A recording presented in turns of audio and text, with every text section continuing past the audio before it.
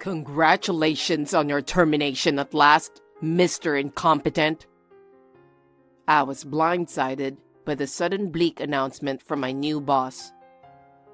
Come on, Daniel, don't do this to me.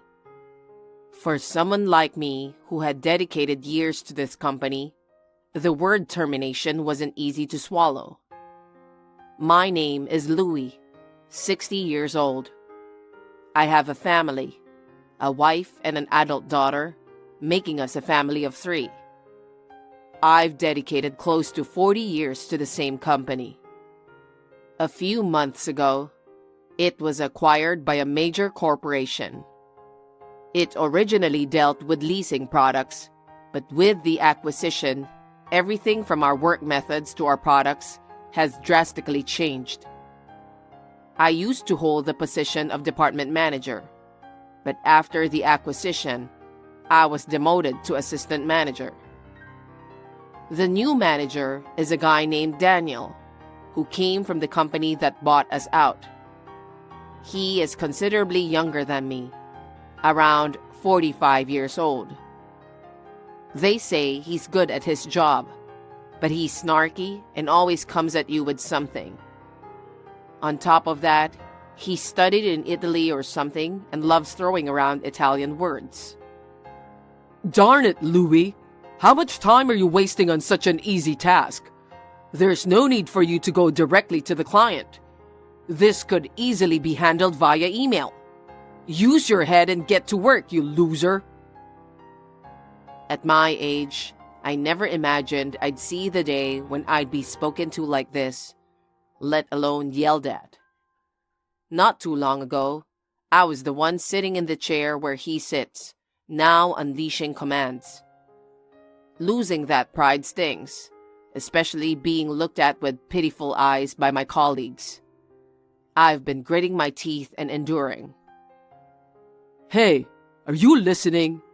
If something like this happens again, you're out. Got it? Remember that, you incompetent old man. Even though I'm threatened with being fired, it's not like I can't do my job. What I've valued most all these years is ensuring that our clients are satisfied with the products they receive. However, Daniel's methods are the complete opposite of mine. He pushes for acquiring new clients at the expense of everything else, resulting in complaints from the existing ones. Every time, I'm left to clean up the mess. Of course, I've been ignoring his orders and ensuring proper support, but the younger ones do whatever they're told. And finally... Geez, Louie! What are you taking so seriously for such a trivial complaint? No, this is a call from a new client who's upset because things aren't going as promised. You instructed us to skip over important explanations during the contract, didn't you?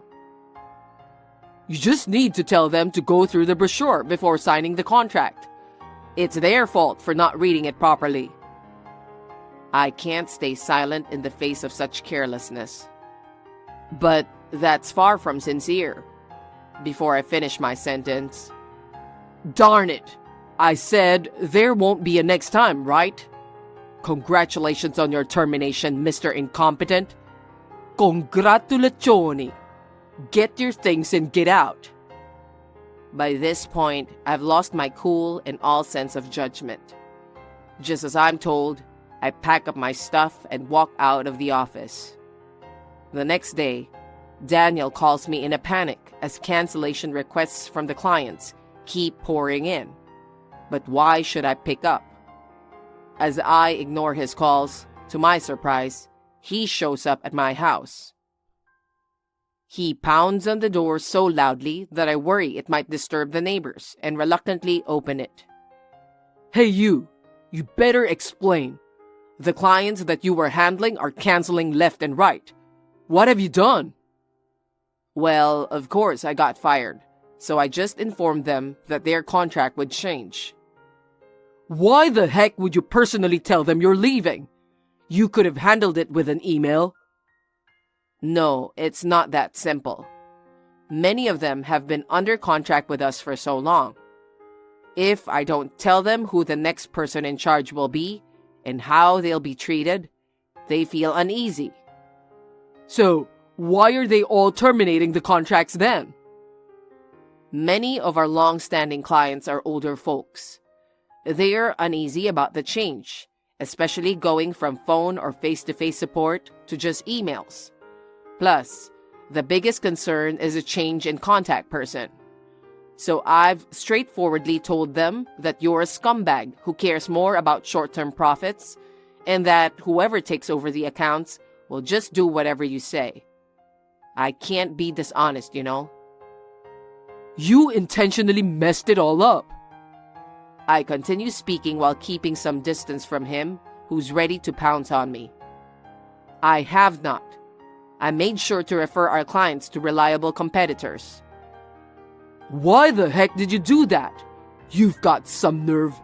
Get to work and retract everything with the clients. What? I'm currently on paid leave, you know. An incompetent is fired, right? You idiot. I'll let it slide this time. You better fix this mess, and fast. His leniency irks me, but things are just going as I've anticipated, which is a relief. Fine, but here's the deal. Promise me you'll continue offering phone or face-to-face support to the clients who prefer it. Whatever, just do it. I promptly contact all my former clients, assuring them that things would remain the same and that they could still get support via phone or in-person meetings.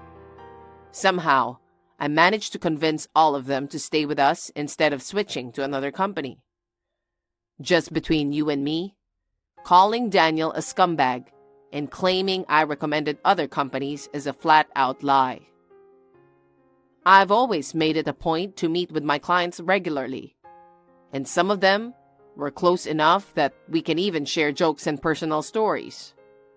So, when I suddenly called them to say I was retiring and that support would be email only, they caught on that something was up internally. That's why many of them threatened to cancel their contract if I left. I'm honestly surprised by their reactions, but ultimately, since we're able to reassure our existing clients and maintain business as usual, everything turns out fine. However, Daniel remains relentless. With concerns about clients canceling, he turns a blind eye to me, but he continues to target veteran employees, criticizing our traditional methods and belittling us. Sales are all about speed. He pushes for digitalization, constantly putting down those who can't keep up. He throws in Italian words unnecessarily, leaving us veterans scratching our heads, while the younger folks seem to get it intuitively. Every time we have to ask the younger colleagues to explain again. Sorry to bother you every time. We have no clue what he's talking about. No worries. Me either. I just have a vague grasp of it. The one who usually explains things to us is a female employee named Isabel. She's diligent and polite, but very quiet and doesn't stand out much. Daniel seems to have a thing against her and often takes out his frustrations on her. Then, it comes to light why he has it out for veteran employees. When he was younger, he had a tough time with older bosses. These young generations nowadays, we've been doing things this way since forever. You just do it exactly the way you're told. Just like that, he was denied his opinions because he was young. And now, that resentment is being directed at us. What's been done to him is done back. It weirdly makes sense to me. His outbursts become more frequent, especially as our department's results start stagnating compared to before. It's no surprise considering his focus is solely on short-term gains, but he refuses to accept this reality. Instead, his verbal abuse towards us intensifies. You, old man, how many times do I have to tell you? Stop wasting time on this crap. Go get more new clients. Everyone here is useless. You guys should be moving at 5 times the speed. Die. If you don't bring in any new contracts by the end of the month, consider your position gone next month. You guys better be grateful to me. There's no other boss as capable as me. With his constant verbal abuse and the overwhelming workload, not only us veterans but most of the employees are reaching our breaking points. Then, one day, a major incident occurs. We receive a call regarding inquiries from a client of another team that seems related to our leasing products. A veteran employee handles the call, but something about the conversation seems off. According to the data, this client has signed up for 2 of our products. One of them is our team's responsibility, but when we dig deeper, they only have 1 contract. We initially brush it off as a possible data error, but it seems someone has tampered with it. The contract amounts are also clearly off. In other words, someone has inflated the contract to manipulate sales figures. When we check with the team handling the product the client has signed up for, a young employee comes clean. I was told to do it by Daniel, so I had no choice. There have been other cases like this. Daniel has been pressuring some other teams in order to increase the sales of the entire department. He specifically targeted elderly clients who may not notice the trivial discrepancies. I confront him about it right away. What's your problem? As long as they don't realize it's no big deal. Nessun problema. What are you talking about? This is a crime. I forget for a moment that he's my superior. Who do you think you're talking to? My efforts to boost performance have also led to increased pay and bonuses for you guys. By speaking up, you're ruining everything. Do you get it? You're just inviting resentment from everyone. I've had enough. Getting a better salary from cheating, it's not worth it. I want to be honest with my team, our clients, and society. Don't give me that idealistic crap. If it weren't for me, your team would have shrunk in no time. Your sales have been stagnating. You should be thanking me. Our argument is overheard by others in the entire room.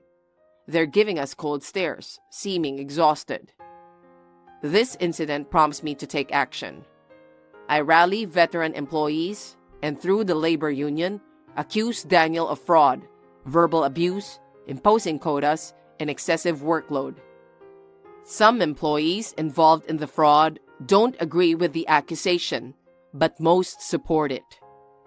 Upper management conducts an investigation and acknowledges the fraud, but only gives Daniel a severe warning, which feels like inadequate punishment. It seems like they consider his contributions to the company in other areas. But the decision isn't satisfactory for us on the ground. So he remains the same as usual. Rather, he's become even harsher after the accusation, making work even more difficult. This is completely unexpected, and I'm at a loss. My speaking up ends up making things harder for everyone. I feel helpless, wondering what to do next. Then, some veteran employees suggest taking another action as a group. They suggest holding an unprecedented strike. Even filing a complaint through the labor union is highly unusual for our company, let alone a strike. However, we have no other choice. It'll inconvenience our clients temporarily, but it's necessary for the future. We follow the necessary steps and initiate the strike. On the first day, I go alone to the office to confront Daniel. I can't believe you actually go on strike. Crazy! Who's the crazy one here? Is this your doing? This is our answer. What answer? The constant verbal abuse, the unreasonable quotas. Do you understand what this is all about? Who cares? You all ganged up and complained about me. But in the end, nothing was done except for the fraud. That's the company's response. Give it up already, you incompetent fool. Give up? That should be you. You're right. Do you understand what will happen if this continues? You seem to think that speed and sales are the only important things in work, but that's the biggest mistake. The most important thing in work is people. Without people, meaning employees, nothing starts. And without clients, the company can't sustain business. Duh. No need to tell me the obvious. Is it? Really? Look at the situation now. There are no employees. So, no sales or customer service is happening. Especially for a leasing company like ours. Gaining trust and reliability from clients and ensuring they continue to use our services is crucial. Your short-term sales-focused approach is just a band-aid solution. Shut up, old man. Call me whatever you want. Seems like you've been through a lot with bosses when you were younger. But it's wrong to direct that at us. We've built trust with clients over a long time. You know my team handles many nursing care products, so we have older clientele. That's why we need to face them directly. There's no one else here on the floor except for us yelling at each other. Then, people start to trickle in from the entrance. They're the other employees supposedly on strike. They all look at Daniel with disdain. You all, if you're here, get to work already. You seem to be misunderstanding. We're on strike. I bet you're only participating because this old man influenced you. Do you even care about appraisals? Get to work already. Die. Normally, the employees quickly react to his outbursts. But this time, nobody moves a muscle. Then, a female employee steps forward nervously and speaks up. It's Isabel. May I? What do you want? She cringes and falls silent. Hey, Isabel, what's the matter? If you have something to say, go ahead. Seeming to gain courage from this, she continues. Well, let me say this. I've been bothered by something for a while. It's about the Italian you speak. From pronunciation to phrasing, it's all wrong. The heck? Every time you speak incorrect Italian, it makes me sick and drives me crazy. With that, she starts correcting the Italian phrases Daniel frequently uses, surprising everyone, including me. It turns out that Daniel, despite claiming to be a native speaker, has only traveled to Italy for about a month during college. Unlike us, who don't know the language, Isabel, who spent most of her childhood in Milan, has difficulty understanding his words due to the nonsensical grammar and pronunciation. After correcting everything, she looks relieved, and applause fills the room. She returns to her usual shy demeanor, but Daniel, who's filled with pride, turns red in embarrassment, while others chuckle around us. It has much more impact than any logical argument I can make, and seems to deal a heavy blow to Daniel. Then, a few executives who have been listening to the whole thing from behind step in. It seems we've misjudged the situation. We should have listened more carefully. You see? These folks go on strike without even considering the company's situation. Yeah, causing a strike like this. Leave it to me. I'll straighten these guys out. Daniel, it's you who needs to be straightened. What? Well, it's none of our business anymore. You're fired. They walk away after giving the final verdict. Later, all our demands are officially met. Daniel, in addition to the events of that day, is found guilty of other misconduct and is dismissed. The department has returned to its previous state before he came. As the manager once again, I'm more dedicated to my work than ever before, and everyone seems more motivated and engaged.